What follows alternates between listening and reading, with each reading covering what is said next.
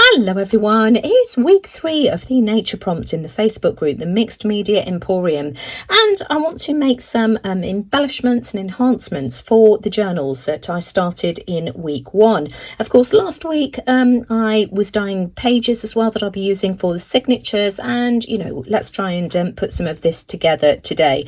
But I want to start off by showing you how to make these, because I just think these make the most gorgeous embellishments for you to use in nature journals, and they're really simple and easy to do. Now, some of you will remember that a couple of years ago I got completely obsessed with eco dyeing, and I just made the most wonderful, amazing pages. I mean, these are just a couple of them. Just look at some of these prints, and I'll leave links to all of the videos that I mentioned today in the description box below for you. But rather than throw all of the flowers and leaves that I used away after I'd finished eco printing, I popped them inside this book. Now, this is a book called Historic Sporting Headlines, and to be honest, this is quite crass, but I bought it from the charity shop for the reason that it was absolutely enormous, and because of the paper, it's newspaper type paper, and I just thought it would be absolutely brilliant for pressing my flowers, so that was why I bought it. And these have stayed in this book for a couple of years. I have used some of them, but this book is full of all the flowers that I used during that eco dyeing process. Now, for anybody who's thinking I don't have any dried flowers, I've got another video as well where I show you how to dry flowers and leaves instantly. So again, I'll leave the link to that in the description box below as well, so don't feel that you can't do this. But you can see that some of these flowers and leaves have bleached during the eco dyeing process, because of course I used alum and vinegar to transfer the colours of the plants and flowers to the pages themselves, but there's a way that we can resurrect these, so I'm going to show you that process today. Now, I've pulled out a few of the flowers from that book. A lavender frond here that you can see has completely lost its colour. This one here, I've got no idea what that even is. And of course, 2 of the fuchsias. So let's have a go at bringing these back to life. Now, I'm going to start off with these purpley coloured ones here. And I've just got some alcohol markers. These are the Letraset Pro markers. Any brand of alcohol marker will work for this. And what I'm going to do, let's start off with this fuchsia here. This one isn't quite so bad, but I'm just going to add some of the alcohol marker just to touch in where that colour has started to bleach and fade out. Just like this. We can add some of the darker colour to the tip like this. To the stamen here. Just be really careful when you're doing this, because remember that these are incredibly fragile, but this just brings these completely back to life. And if it's really fragile, then just dot the color on. Here we go. Then we can add some of this pinky color here as well, so adding in all of these lovely tones. So easy to do, and it just completely transforms your flower. So we'll just add some of that there like that. We can go over this. I just want to make sure that this is all blended in really nicely. Then we can add some of this lovely green to the bottom here, like this. Just look how gorgeous that looks. Going to add some of the green into this as well, just to add the different tones. And there we go, that's the first one. So let's just pop that to one side. And then this one here needs a little bit more work doing to it. So where shall we start off? We'll start with the darker purple again. And I'm sure that a lot of the commercial flowers that you can buy nowadays have been dyed as well. Let's add some of the lighter red. Just being gentle. Let's go over these. like this, and it just completely brings them back to life. And then I'll show you in a second how to turn these into those gorgeous embellishments, which again is really easy to do as well. Let's add some of that green.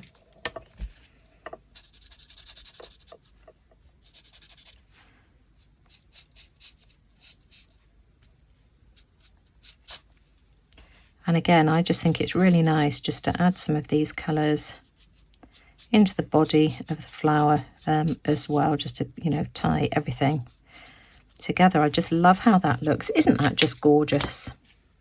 Oh, come back. And then this one here, we've got sort of like, well, we've got lots of different colours. Let me just go and get a bluey green. So here we go. I've just been and got some more colours here. Let's add some of this lovely green in there as well. We can add a few touches of it throughout the rest of the flower as well. We can have some darker blue here, especially on the tips perhaps.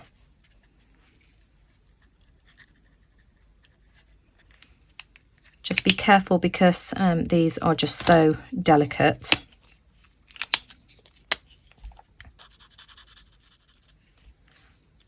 We can add, let's have a look, what other colours have we got? We've got some of this lovely light blue here that we could maybe add.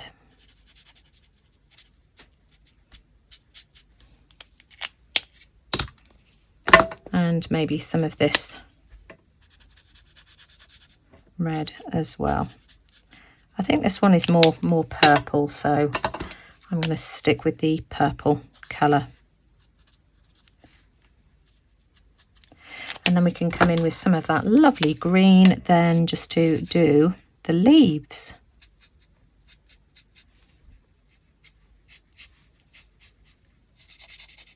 I should maybe get more of a lime green as well.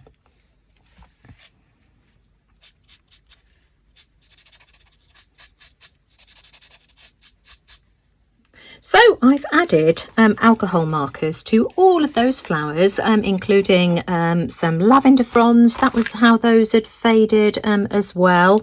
That one I've coloured on the other side as well. I just love those.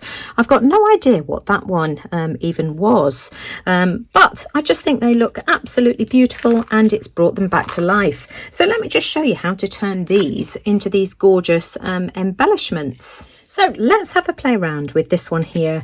This is a photocopy of one of the prints that I shared in the Facebook group with you last week. So feel free to print this out again if you want to.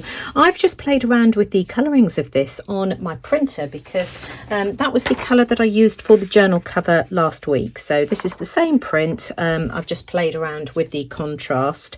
And so I'm going to use that as a background for this particular flower. Now I've got some PVA glue in this jar here, and this is a mixture of 3 parts PVA glue and 1 part water. And what I'm going to do is add a generous amount of glue to this part of the paper here. Just like this. Now, for anybody who watched the Your Creative Studio video that I shared earlier on in the week, this is the same kind of technique that I used for the flowers for that, but you just get a completely different look, you know, depending on the papers that you use. So I'm going to pop that down there like that. Now I'm going to use a napkin to add to the top of my flower in the same way that I did with the ones earlier on in the week. This is a catering napkin, but as I said in the previous video, you could use the 3rd layer of any napkin. It really doesn't matter. And what I'm going to do is just pop that over my flower like that. There, and just gently press that down, and then I am just going to add some more PVA glue in the same way that I did earlier on in the week, just being really gentle. You know, the napkins are fragile, and this will just add a protective layer to my flower and just make it much more usable as an embellishment. So in the same way that I did before, I'm just adding a layer of glue, just being really, really gentle about this. I'm not going to go into too much detail about this because if you want more information about preserving flowers like this, I'll leave the link to the video that I shared earlier on in the week. Go and have a look at that because I share lots more ideas in that video and go into a lot more detail. But as you can see, I'm just getting rid of any air bubbles, which is really important. You don't want any air pockets. And so I'm just gently tapping this down. This is a really, really soft brush, just making sure that all of that area there is coated in glue. This is, as I say, just regular PVA glue. This is Mod Podge, matte Mod Podge, and just all I can say is just be really, really gentle because you don't want any holes if you can help it in your napkin. And then it's just a case of letting this set aside to dry. Now you can see that I've got lots of wrinkles in that, and that doesn't matter. It just adds loads of texture, and it's just beautiful by the time it's dried and is finished. So this time I'm going to apply one of these lavender fronds to a piece of burlap. This comes on a ribbon like this. So this is natural linen. This is 70 millimeters. And I'm just going to add that there like that. So again, I'm going to do exactly the same thing by adding glue to my burlap, just to hold the lavender frond down. So I'm just going to cover the whole of this in a good generous layer of glue, and you can see that I'm working on my glass mat here because this will mean easy cleanup for me. So I've got the whole of that piece of linen covered in glue, and I'm going to place my lavender there, something like that. And then I've got, let me just move that out of the way. I've got another piece of tissue here. And I'm just going to place that down like that. And again, just apply more glue,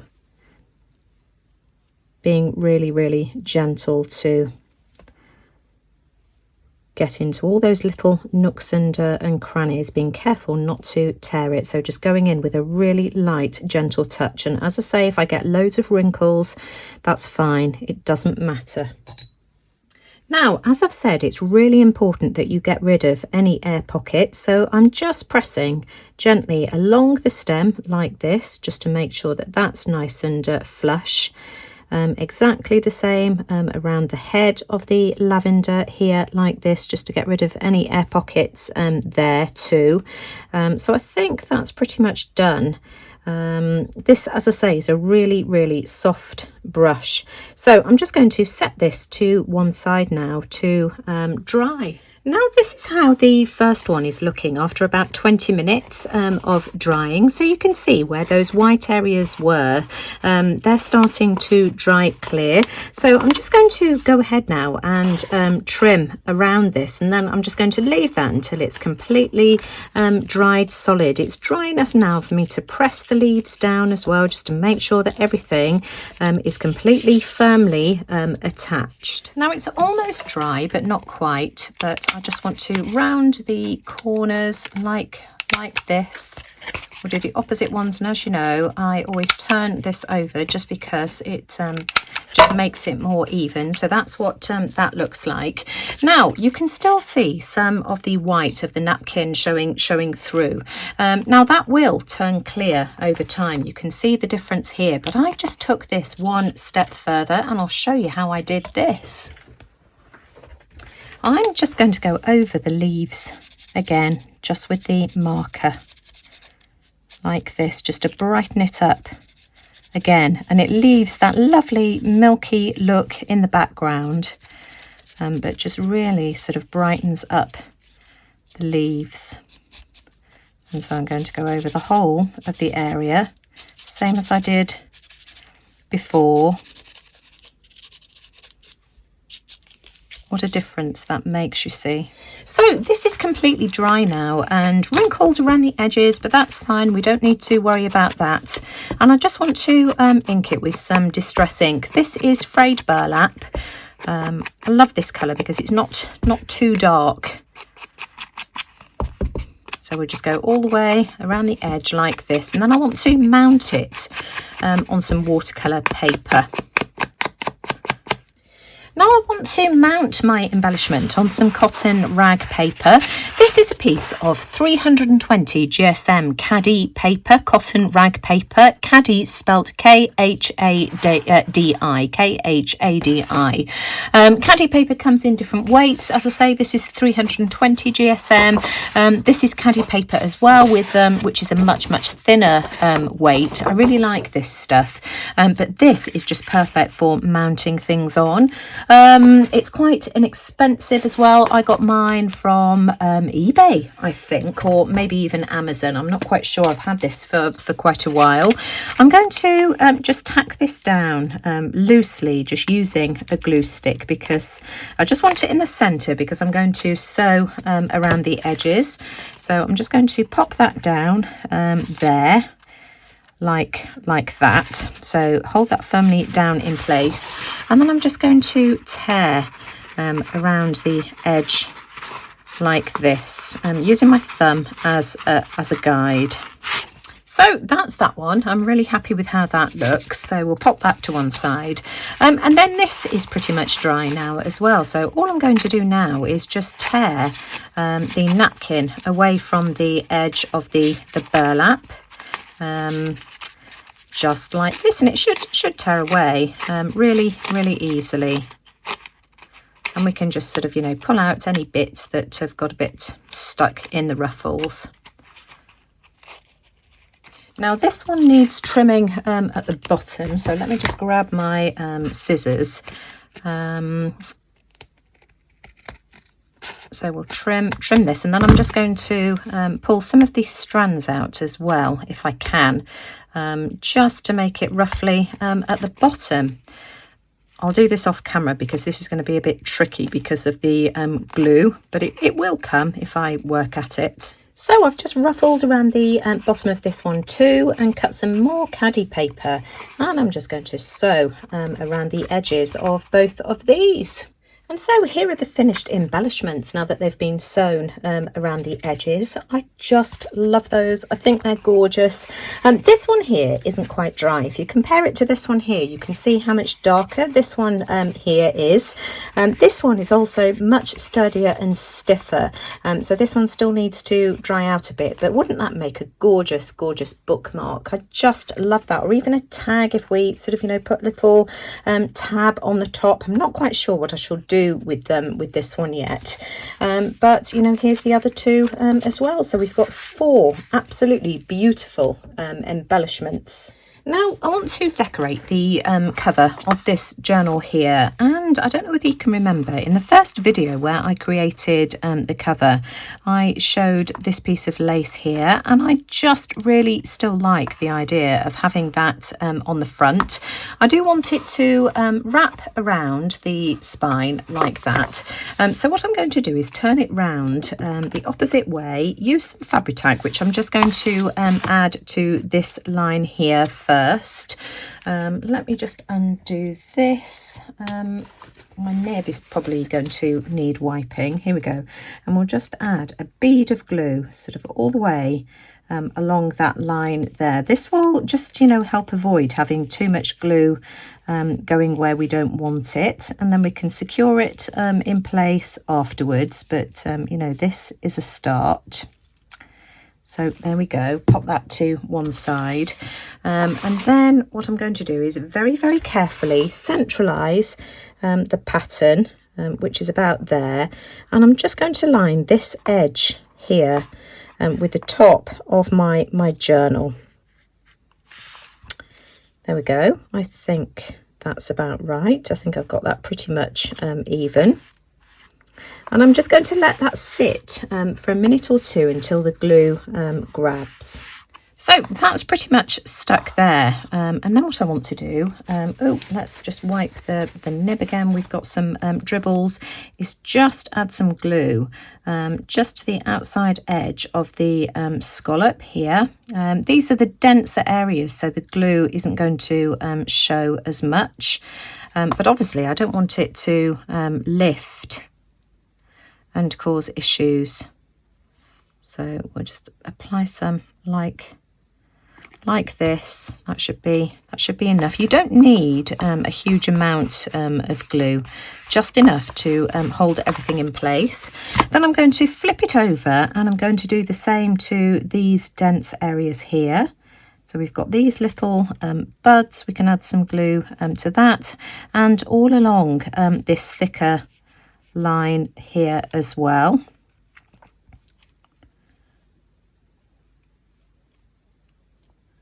So there we go, that should do it. And then I'm just going to fold that over like this. And then I'm going to do exactly the same with another piece of lace, which I've already got on the other side. So that's stuck down and it's had time for the glue to dry. So I'm just going to really carefully now trim this. Of course, I need to hold this flap that I made out of the way whilst I trim, because I don't want to trim that. But I'm just going to go off camera now just so that I can concentrate. And here she does it on screen. Just want to concentrate on making sure that I get that nice and neat and nice and flush. This side here is proving to be more problematic, and then I can do the bottom side, which is going to be easier as well. There we go. So that's tidied that up. So that's what the cover of my journal looks like, front and back so far. And I've chosen these two embellishments here to add to this journal here. I'm going to add this one to the front. I'm adding the fuchsia just because there's a fuchsia as the focal image on the paper I chose here. So I'm going to add that. I just love the colourings of this journal. It really appeals to me. And then I'm going to add this one here to the inside front cover, which I think will, add a nice focal image once you flip the journal over. And again, I'm just going to use my 3-in-1 glue to glue these down. Now you can see I'm just very quickly inking around the edges just before the glue dries on the other side, because I forgot in my haste. And then we'll just glue this down there like that, and I'm just going to have to weight that down underneath a heavy book. I'll lay it flat and just put a book on top until the glue grabs. I think that makes a beautiful embellishment for the front of my journal. Now, before I glue this one down, I've also got some fabric that I want to add to the inside spine as well. And all I've done with this one here is I've got some of this thinner frayed burlap, and I've added some of this as well. What is this? Hessian, just more rustic type Hessian, which I've sewn to the centre. So I've just added some of that to the centre like that, and just run a stitch with my sewing machine. I've got one for either side. Where's the other one gone? So I'm just going to glue those down as well, just to tidy up the inside as well. I'm so pleased with these embellishments. I just think they look absolutely gorgeous. So that's the one glued onto the inside front cover. And you can see that I've put some pages in here as well. Not many, only six or so pages. Let me just talk you through what I've included here. The journal is so thin, I don't want to overwhelm it. I've got one of the caddy papers, so that's the first page. I've also got some more of my eco prints as well. Now these these are 2 eco prints that I've sewn together by adding a piece of the Hessian tape on either side, and you can see that I've just added a line of stitching. I've done this before. I did this in a journal, a nature journal again, that I made just over a year ago, and then I've put some of my onion skin pages in here as well. So this is one of the tea bag papers, and then finally a piece of the caddy paper. I didn't want too many pages in this journal here. I don't want it becoming too thick. I'm not going to sew it in just yet, so if I feel that I haven't got enough and I want to add more pages, then of course I can do. So that's that one there so far, and let me show you the other one. Now I've popped the other fuchsia on the inside front cover of this journal here, and again you can see that I've added another signature to this one here. This one has got slightly more pages, and again this is a mixture of different types of paper. So we've got just regular copier paper, we've got some mixed media paper. I think this is mixed media paper here. We've got cartridge paper, copier paper again, and these are just a mixture of both the red onion skins and the avocado skins that I dyed last week. If you want to know how I did these and you haven't seen the video, I'll leave the link to the video in the description box below. This again is another red onion skin paper, so that's the signature there. And again, I'm just going to leave this until the end before I sew this into the journal. Now of course I'll be back next week to make some more embellishments to decorate some of these pages, but I just hope the projects today have given you, some ideas for making gorgeous embellishments to both decorate the insides and outsides of your journals. This one here I'll probably turn into a bookmark, and I've got another piece of that Hessian ribbon, which I'll probably end up adding to the top of this page here, just to turn it into a bookmark. I just really like how that looks. But if you're looking for more nature inspired pages, this is a page from a video I shared earlier on in the week that some of you may not have seen. Again, using dried flowers and tissue paper. I've used Japanese book paper here. There's another nature inspired page that I did here, and these were all using the Your Creative Studio box that I received. But as I say, I just hope that you've enjoyed today's video. And it's given you some ideas as well as to how you can resurrect dried flowers that have maybe faded a little bit, and bring them back to life. So if you enjoyed today's video, as always, I'd really appreciate a thumbs up. Do let me know what you think in the comments below. I'll leave the link to Kylie's video as well, so that you can go and check and see what she's been up to. But take care everyone, stay safe, and I'll see you all again soon. Bye for now.